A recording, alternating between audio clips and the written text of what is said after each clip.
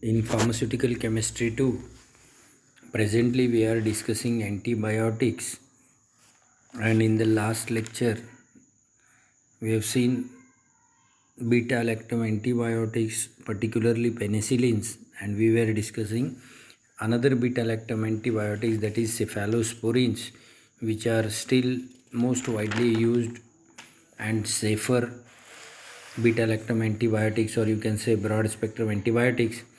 The examples which are there in your syllabus are cephalexin, cephaloridine, and cephalothin sodium. Friends, one thing I would like to clarify here, that in your whole syllabus, most of the drugs which are there, they are presently outdated from the market, because better derivatives or better medications are available. So most of them are not there in the market because our syllabus has not been revised since long. So when you search for the marketed brand name in any medical store, you may not find many of them. Okay, next. Now, non-lactam antibiotics, or you can say other antibiotics, aminoglycoside antibiotics is one of them. They are again a broad spectrum antibiotics which is obtained from microorganisms of genus Streptomyces. They are potent and water soluble, very poorly absorbed on oral administration. All are bactericidal in nature. In their chemical structure, you will find they contains a sugar and a non-sugar molecule or residue which are linked together by a glycosidic linkage. That means they are obtained from sugars.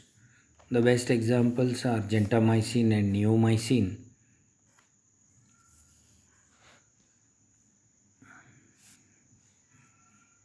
Then next,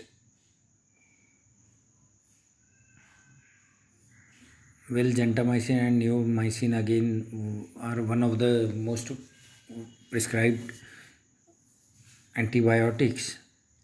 Then again another class of antibiotics is tetracyclines. The name itself indicates that the structure of these antibiotics contains four rings which are fused with one another, and these antibiotics are obtained from streptomycins.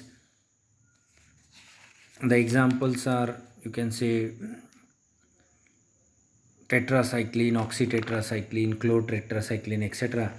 Now the next antibiotic is from miscellaneous category, that is chloramphenicol. Again a broad spectrum antibiotic which is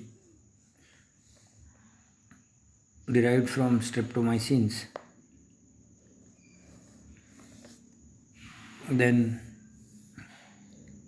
last antibiotic, which is a highly specific agent, that is griseofulvin.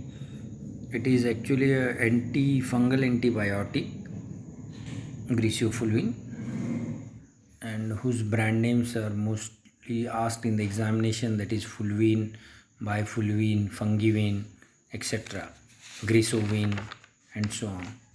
So here we come to the end of antibiotic chapter.